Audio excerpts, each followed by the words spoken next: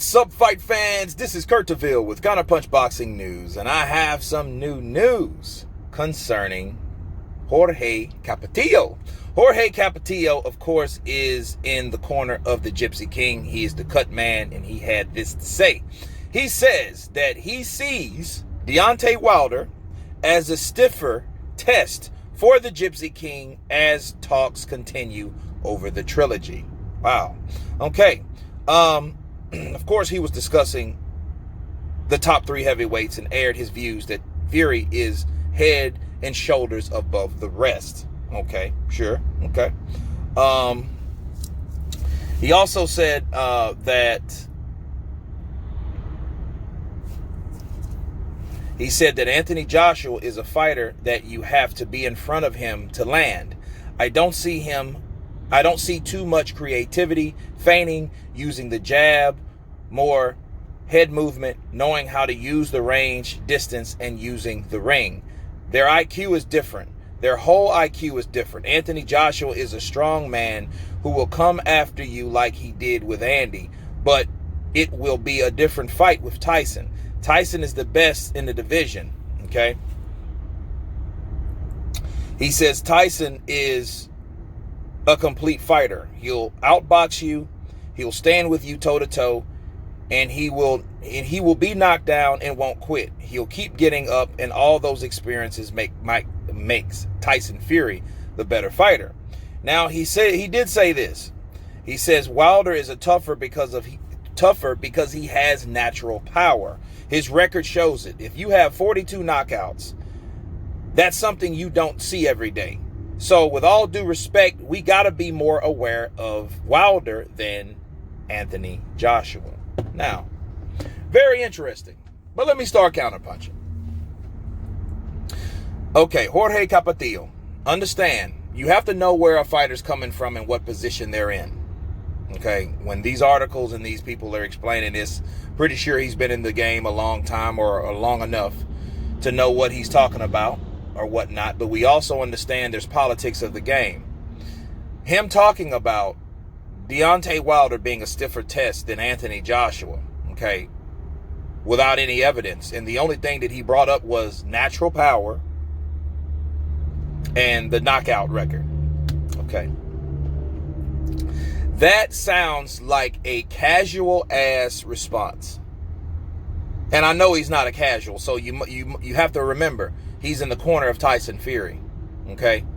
And natural power, Wilder does have that. He's right about that. But the records, okay, you got 3 good fights your whole career.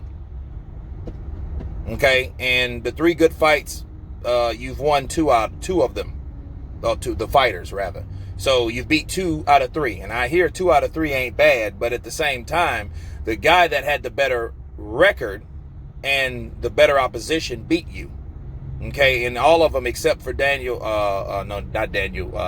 Breazeale gave you trouble because he knocked out Breazeale early. Right? Now,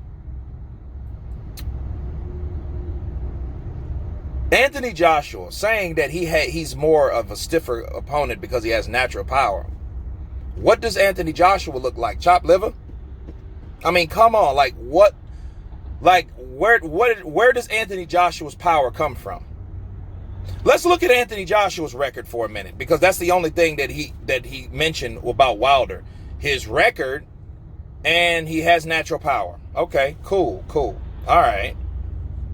Because I know it's he has a high knockout percentage or whatnot. I get that.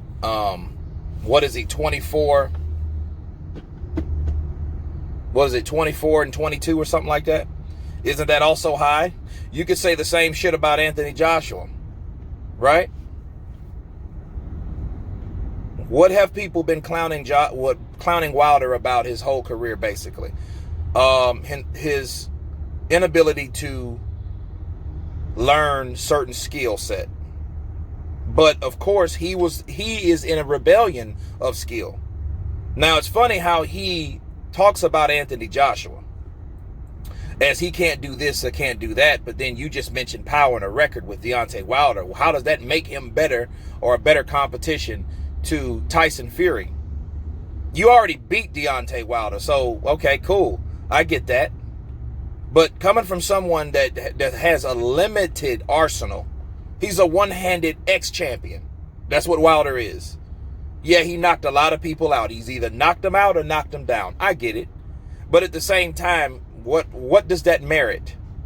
Where's the comparison? Okay, Joshua has power too. He has a high knockout percentage. In fact, before Joshua lost, he had a higher knockout percentage. Just half the fight, sure, I get it. But, you know, if you have that many fights and you only have 3 credible opponents, what does that say about the rest of those fighters? You know? Yeah, it looks good, but it doesn't prove anything. And the counterpunch this all, people. How in the hell are you supposed to know who's a stiffer competition when Tyson Fury ain't even been in there with Joshua? However, he's been in there with him sparring. Didn't he damn near get knocked out by Joshua? You don't call that natural power? You don't call that natural power at all? You sure? You know, again, this is just a guy.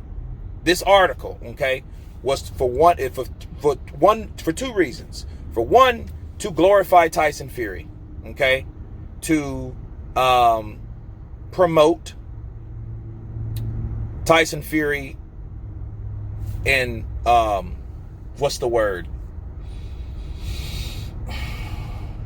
Give him confidence, give him praise. And for 2, it's to promote the fight with Deontay Wilder.